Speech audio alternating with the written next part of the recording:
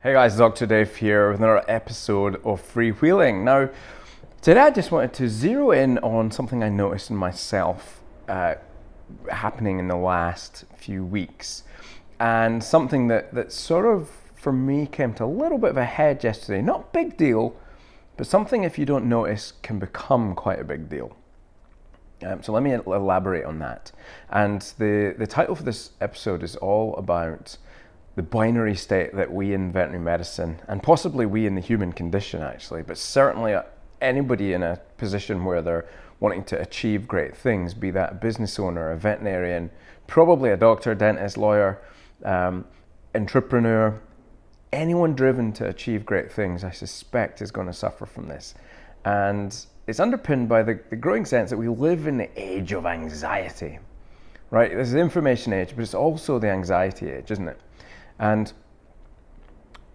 what to me that sort of meant, and the sort of thing I observed over the last few weeks was, and maybe this resonates with you, I have a to-do list, and it's a pretty epic to-do list. Like, there's a lot of stuff I want to get done. There are a lot of projects I work on. There's a lot of people I help.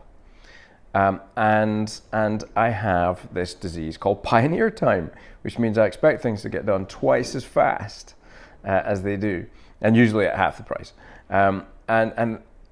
And I think we have a version of this in veterinary medicine and in any high achieving sense, where we create a to-do list based on the things we think we need to get done that day. And that's great. And then we set about working on it. And when we achieve that to-do list, that generates a sense of self-worth, a sense of satisfaction, a sense that we did some good, meaningful work in the world. And if we don't achieve it, then we have this sense of failure, of dissatisfaction. And if that continues long enough, then it can become an anxiety that we're just not getting done what it is we need to get done. And what does that mean? And what implications does that have for us? And all this storytelling garbage starts to happen. And I noticed this in myself over the last few weeks, that I was existing in a state where I was getting to the end of each day and feeling a lot like I had underachieved or I had failed, because I hadn't gotten done 20 or 30% of the stuff that was on my list to do.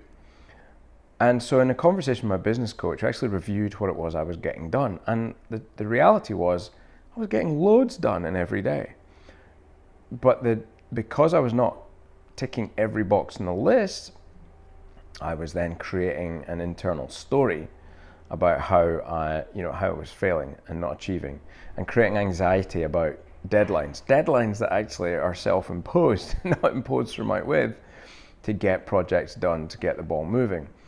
And so the antidote to that sense of, that building sense of frustration that you're not good enough, or being anxious that you're not getting things done, is to create a blueprint for every day that is far more achievable. So working on the achievable, not on the nonsensical.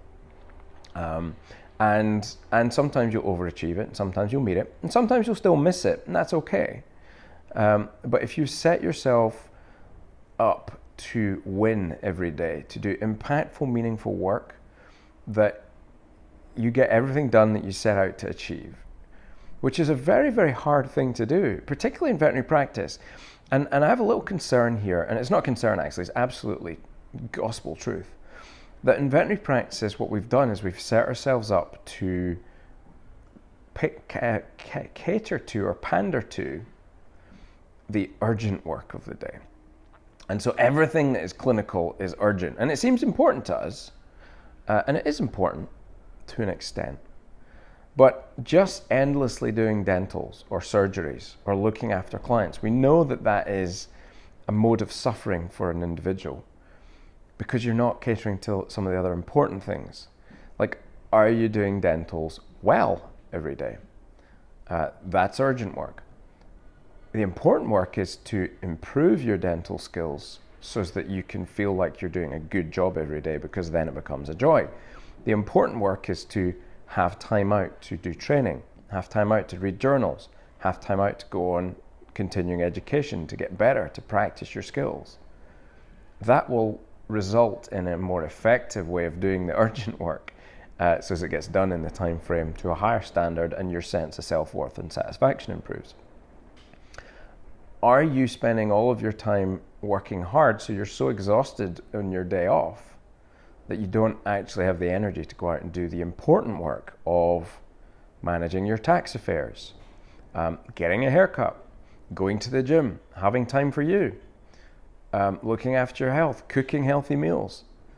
None of that is urgent until the deadline comes around or until you break, and then it becomes urgent, really important work. So a lot of our problems are, we have systematically created something, a process of work and a mindset for ourselves and for our teams that this urgent stuff always has to come first. And I think that is a problem for us as leaders. It's a problem for us as individuals. And what I noticed yesterday were the results of that going unattended to. And so for me, yesterday, I sat down to record an episode of Freewheeling. And I have a ton of questions. You guys send me questions, which I'm really grateful. And I looked at the list and I thought I had no enthusiasm for any of them. And that's really unusual for me. My energy was low. And what I noticed I was just kind of exhausted yesterday.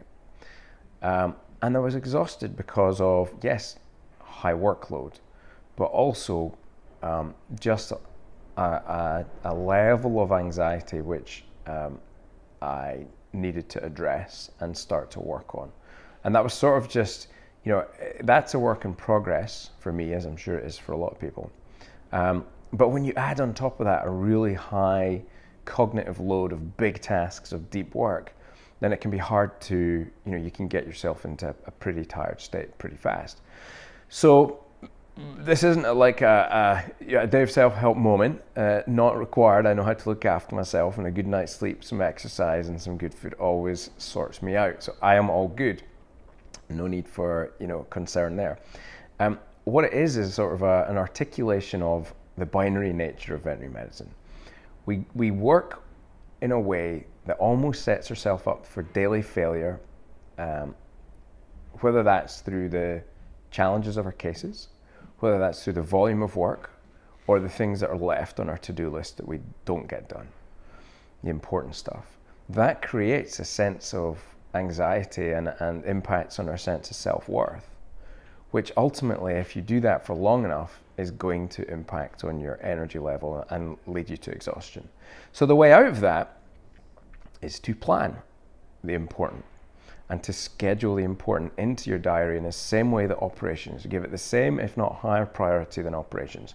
Not that it's going to take up 50 or 90 or maybe even 20% of your time, but that it gets its set time every day, every week. Whether that's important stuff for your career development, whether that's important stuff for your personal happiness and your well-being, whether that's important career conversations, doesn't matter, but that stuff has to be scheduled in. And if it doesn't, then there is a reckoning for that. So schedule it in, and then make sure that your blueprint for the day is achievable. And you have to get good at that. That's a skill, that's a practice. Everything that I share, by the way, it's all a skill. It's all stuff that you can practice, and you must practice. And if you practice it, you'll get better. And if you don't practice it, you'll continue to languish and not build that skill set. So set your blueprint for the day. Make sure the things on that list are achievable. Get them done, and your sense of satisfaction in your day will improve. Your sense of reward of showing up to work every day will improve, and your energy level, just by default, it will go up and become an awful lot more sustainable for you. So there you go. That's Freewheeling for today. What do you think? Where do you derive your energy from? What sort of crazy to-do lists do you make, and how many things shuffle on to the next day over and over and over again, be honest? And what antidotes and things have you done to help yourself that have improved that situation?